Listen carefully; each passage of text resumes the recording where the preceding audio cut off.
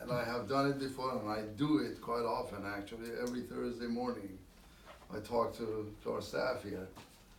It's more like a argumentative type of a talk, than anything else. But anyway, just the other day, uh, we were group texting, the boys, our boys, Patty and I, and I was telling the boys, guys, can you do something?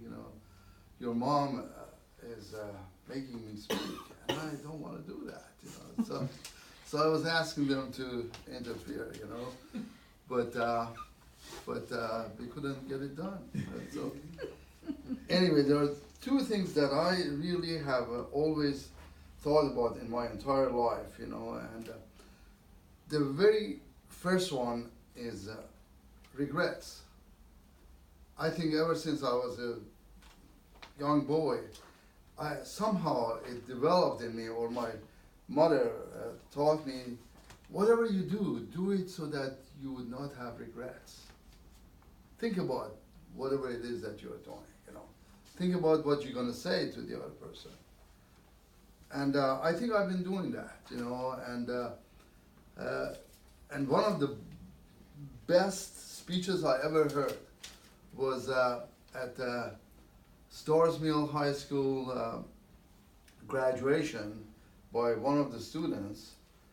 He talked about regrets, and I believe Patty remembers that too.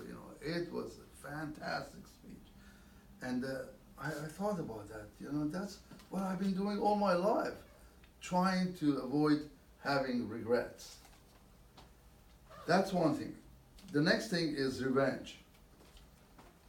Let me tell you, that I was when I was almost 18, took off on from where I was born, the city, the country, my family, my parents, friends, the food, the language, everything, and landed in London, England. Everything was different, except my parents. I faced everything different. I couldn't have any different parents though, but that's what it is, And I had to struggle. I had to learn different things, different language. I did know English, but not as much. I had to learn how to understand that Cockney accent and the British accent. But anyway, I went to school in England, and then after a year and a half, I went to Chicago, where my oldest brother was and is a practicing psychiatrist. So he picked me up at O'Hare Airport, and we drive, to his apartment on Sheridan Road by Lake Michigan, where he and his wife and their newborn son were living. And on the way there, we stopped at Kentucky Fried Chicken. What a great treat that was. That was the first time that I was eating Kentucky Fried Chicken. I loved it. But that was the beginning of my life here in U.S. And I went to school to U of I, University of Illinois, and the cold weather in Chicago and everything else,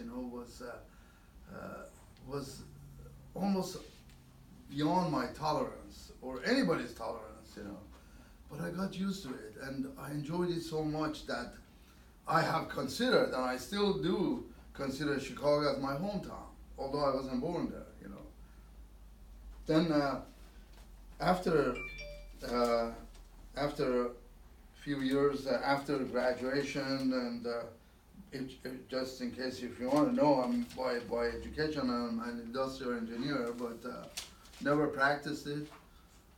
Got involved in business in Cedar Rapids, Iowa. I was there for a few years, then went back to Chicago, took over a bankrupt business, turned it around, and worked real hard, worked 16 to 18 hours a day. Then one day I go to my apartment and I see that there's a ring on the table and says, "Goodbye, I'm leaving." So everything turned dark. And I said, "Oh, you know what? This is just awful. And I'm gonna get revenge." Well, imagine, going home, and seeing the ring is on the table and say, "Well, I'm leaving you, goodbye." So I was after revenge. One day as I'm driving home, driving to my apartment from work, I see this beautiful, gorgeous gal driving this beautiful red Camaro. And she just pulled right in front of me, and the license plate read, "The best revenge is living well." I learned from it. I learned from it. I don't want to take revenge. I don't want to get revenge. And I tell you what, a short while after that,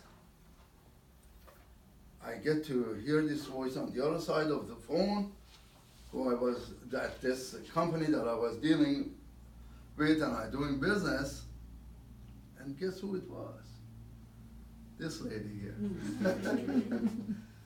So that was over 30 years ago, and she has been the wellness in my life.